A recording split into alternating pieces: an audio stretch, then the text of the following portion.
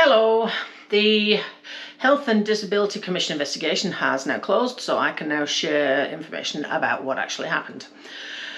The way they conduct this is they take each person in the chain and independently review what was done and the decisions that were made, but with an equally qualified independent medical professional, and then they write a report for the Health and Disability Commissioner, and then that's all collected together for each person in the chain that was involved, and then the Commissioner makes a decision. Now, what I wanted out of this was recognition that moving away the services out of the rural areas and centralising them and reducing the amount of staff, therefore, is detrimental to patients' health. And I wanted some action in so much as getting the staff back in the rural areas that we need, really. That was my goal.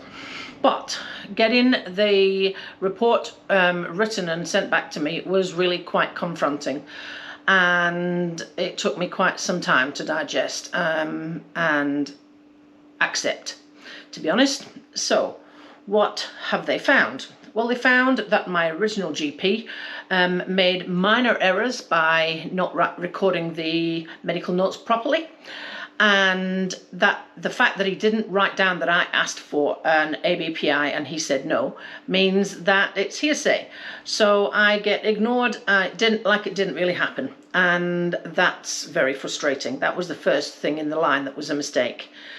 Then we have the neurosurgeon, and the neurosurgeon failed to recognise ischemic symptoms in my foot and sent me to an orthopaedic surgeon.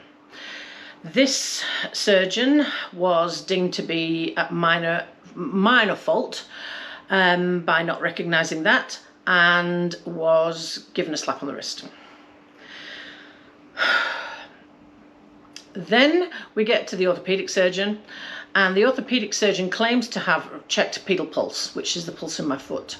He did not. Again, there we go. This is hearsay. Because he's written it, it means it happened. And that neurosurgeon has apologised for not having recognised vascular symptoms and ischemia, and he has also been given a slap on the wrist. Get the picture here. Then we've got the local ED. So I went to ED with a letter from my doctor, and my doctor had asked ED to do some vascular testing because he was very concerned. Well, somehow ED managed to lose or not get the letter. Now, I fully expect that my GP sent it to ED. So what they did with it after that, I have no idea. Again, it's hearsay. I arrived at ED and I said, there's a letter from my doctor. The triage nurse said, oh, that's very long. Can you summarise it for me? So I knew it got there, but ED claimed that it didn't. And because they've written that down, that means that's what happened. And here we go with hearsay again. And the registrar that was dealing with me has moved on, so we're not going to follow up on that, which I find very bloody frustrating. So then we get to the vascular department. Now, this is where they have directly recognised that centralising the services to Dunedin Hospital and taking them away from all the provincial centres actually is detrimental to patients' health. I have that in writing. Despite this, the Commissioner says she does not have any authority to tell any DHBs that they need to put services in different places. Well, if she doesn't have the authority, then who the heck does have the authority? So I find this quite incredible, really. I mean, that makes me wonder what the whole point of the entire investigation is if the Commissioner doesn't have that sort of authority. But yeah, so it has been recorded that centralising the vascular services to the Dunedin Hospital, that this has been an unfortunate consequence of that. Unfortunate, I think, is the biggest underestimation I've ever heard. So there we have it. I've got it in writing. Centralising services and reducing the services in local hospitals is what caused me my injury. What are we going to do about it? Well, nothing. Because I replied saying that the local hospitals need the vascular staff.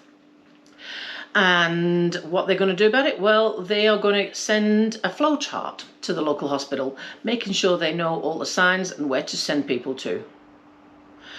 The hospital was given a chance to respond to this, and they said that that was a ridiculous idea.